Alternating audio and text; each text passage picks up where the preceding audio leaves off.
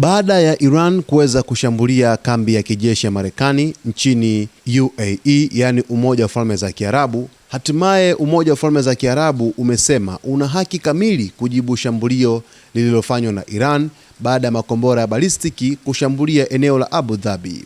Wizara ya Ulinzi ya UAE imethibitisha kuwa mfumo wake wa ulinzi wa anga umefanikiwa kukatiza makombora hayo, lakini vipande vya makombora vilivyoporomoka kwenye eneo la makazi vimesababisha uharibifu wa mali na kifo kwa mtu mmoja wa taifa la Asia.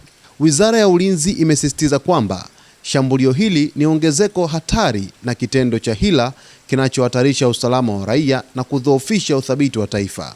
Taarifa ya serikali inasema wazi kuwa kulenga raia, miundombinu ya kiraia na taasisi za kitaifa ni ukiukwaji wa wazi wa sheria za kimataifa na uhuru wa kitaifa wa UAE.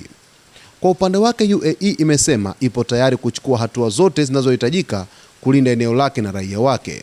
Wizara ya Ulinzi iliongeza kuwa nchi hiyo inazuru haki yake kamili ya kuchukua hatua dhidi ya ongezeko hili, ikijumuisha hatua za kijeshi kama inavyofaa ili kulinda usalama wa ardhi yake, raia na miundombinu yake. Mamlaka za UAE pia zimesema hali ya usalama kwa sasa inabaki thabiti licha ya shambulio hilo na waathirika wanaendelea kupata msaada. Waziri wa Ulinzi amesisitiza kuwa taifa linachukua hatua za dharura kulinda raia wake na kuhakikisha kuwa miundombinu muhimu haizuiwi na mashambulizi yoyote ya nje.